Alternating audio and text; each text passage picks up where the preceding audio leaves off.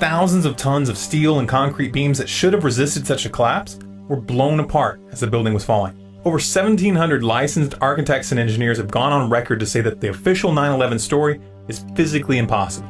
It would have required carefully placed explosives to take out the support beams. And guess what?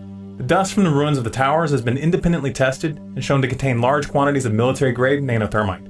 The results of these tests were peer-reviewed and published in the Open Chemical Physics Journal in 2009. However, the agency behind the official investigation, NIST, has refused from the very beginning to test for any accelerants or explosives in the dust. This in spite of the fact that such testing is explicitly called for in fire investigation standards for events involving this kind of damage.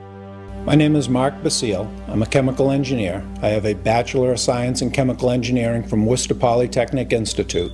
I've worked for about 25 years in industry, and the majority of what I do is analytical work and figuring out what materials are composed of, why they are what they are, why they do what they do. It's basically a lot of material science is what I do. In December of 2007, I attended a conference in Boston on 9/11 where Stephen Jones was going to be speaking about his work on the iron-based microspheres.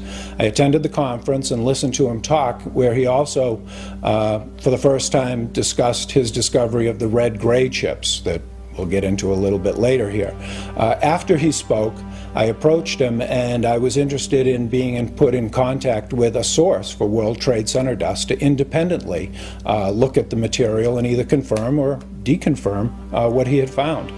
About a month later, I received my first sample of World Trade Center dust from Jeanette McKinley, which was one of the individuals that is spoken of in his report on the thermetic materials that he put out in March of 2000.